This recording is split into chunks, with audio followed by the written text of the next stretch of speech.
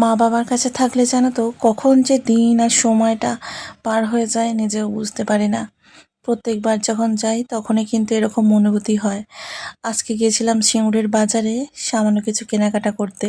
তো সেখান থেকে ফেরার সময় দেখতে পেলে বাবু কিন্তু আমাদের সাথে আছে, আর অনুষ্কা কিন্তু আমাদের সাথে নেই।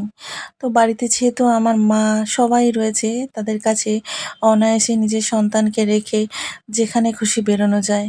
বাড়িতে গেলে এটা হচ্ছে আমাদের সবথেকে বড় পাওয়া। কারণ সেখানে আমাকে কোনো চিন্তাই করতে হয় না যে সে কি খাবে বা সে কিভাবে থাকবে। সবথেকে বড় কথা, মামার বাড়িতে বাচ্চারা বেশি পরিমাণে সেফ। যখন তখন বাবার বাড়ি থেকে বেরিয়ে যেখানে খুশি যাওয়াটা আমাদের মেয়েদের কিন্তু অনেক বড় একটা স্বাধীনতা।